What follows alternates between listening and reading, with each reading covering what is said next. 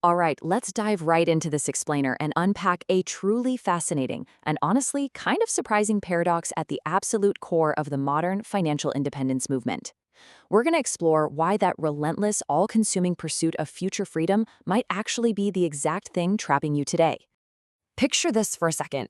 Imagine a young professional. They are meticulously logging absolutely every single expense into this perfectly formatted spreadsheet. You know the type, the kind where a single broken formula would literally ruin their entire week. They're routinely saying no to dinners out, they're skipping weekend trips with friends, and they've completely eliminated the simple joy of just spontaneous spending.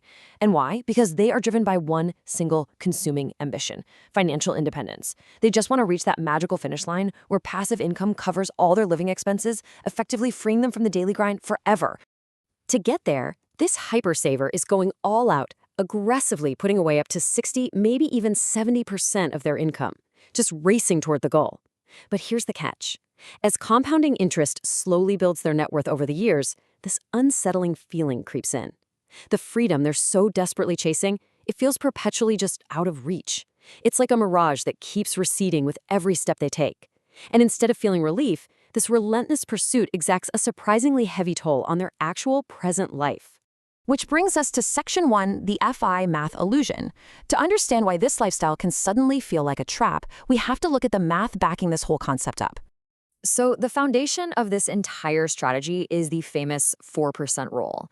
It's a historical market guideline based on long-term market returns. It essentially suggests that if you have a nicely diversified portfolio of stocks and bonds, you can safely withdraw 4% of its initial value every single year for at least 30 years. It's supposed to give you a highly reliable income stream, and it dictates exactly how much capital you need to safely generate that freedom. So let's run the numbers using the famous 25 times multiplier. Say you figure out your ideal life costs $50,000 a year. You multiply that by 25 and boom, you now have to grind for decades to hit a pretty daunting $1.25 million target. Now, mathematically speaking, the model is totally sound, but it operates on a massive hidden assumption. It assumes a perfectly stable world, and honestly, a perfectly static version of you. It completely ignores the messy, complex emotional variables that shape how we actually experience time and money. And that takes us to Section 2, the psychological trap, because this is exactly where the math collides head-on with human nature. The main psychological glitch working against our aggressive saver here is a cognitive bias known as the arrival fallacy. This is that deeply ingrained belief that achieving a specific goal, like finally hitting that $1.25 million net worth, will instantly bring us lasting happiness. We convince ourselves that the second we cross that financial finish line, all of our anxiety is just going to evaporate into thin air, and we'll finally feel free. But because of this, we fall into a state of perpetual deferral, always waiting for a future that, well, never really arrives. And why doesn't it arrive? Because the number itself is a moving target. If you look at a typical timeline, you'll see how the goalpost inherently shifts.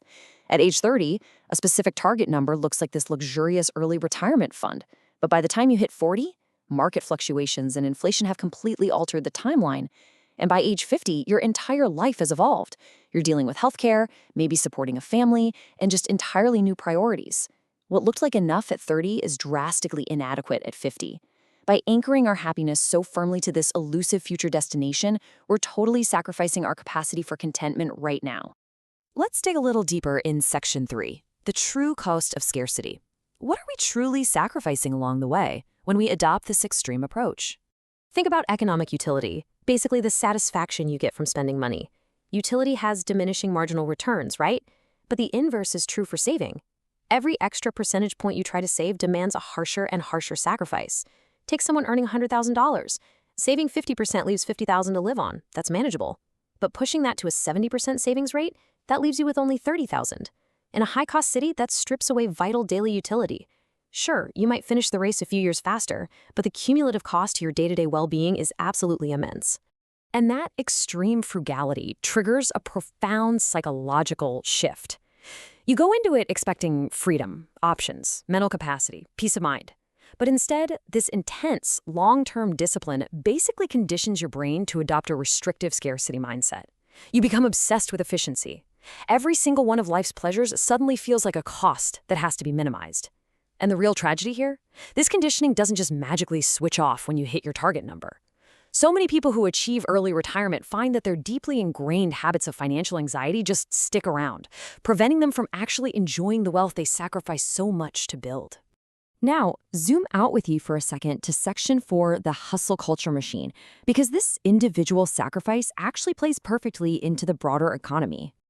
We're constantly fed this powerful cultural ideology, hustle now, play later. We hear it everywhere, right? And this narrative brilliantly keeps the wheels of economic production turning. It encourages you to work at your absolute maximum capacity during your prime earning years while simultaneously deferring all your consumption. And it's fascinating because this deferred consumption acts as a massive subsidy for the larger economic system.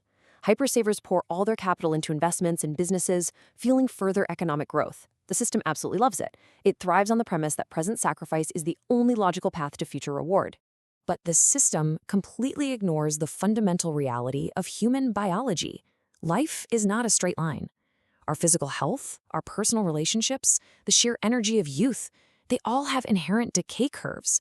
These aren't resources you can just bottle up and uncork 30 years down the road. A strategy that postpones all enjoyment until some highly uncertain date in the future is, frankly, a high-risk gamble against the unpredictable nature of your own biology. So how do we actually fix this? That's Section 5, Reclaiming Freedom. How do we break the paradox and actually experience the liberation we're working so hard for? The path out requires a massive identity shift. We have to completely reframe how we define financial independence. It is not about escaping the present just to hit a distant mathematical target. Instead, it needs to become a continuous practice of intentionality and autonomy right now. Now, this doesn't mean you stop saving and investing. Those are obviously critical for a stable life. But the goal is to cultivate a sense of agency today. Maybe that means accepting a slightly slower savings rate so you can actually have meaningful experiences right now, or choosing a career that gives you purpose and flexibility today, rather than grinding away in a miserable high-stress job just for the paycheck. It ultimately boils down to this really powerful idea.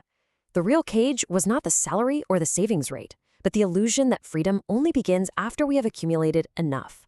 Freedom isn't just a feature of your bank account, it's a condition of your mind. It's waking up to the fact that you can exercise agency and choice within the constraints of your current financial reality, instead of just waiting around for some perfectly idealized future where all constraints magically vanish. So as we wrap up this explainer, I want to leave you with a final provocative question to chew on as you look at your own spreadsheets, your own savings rates, and ultimately your own life choices. As you plot out your financial journey, ask yourself, are you saving for a future freedom? Or are you inadvertently sacrificing the freedom you already have today?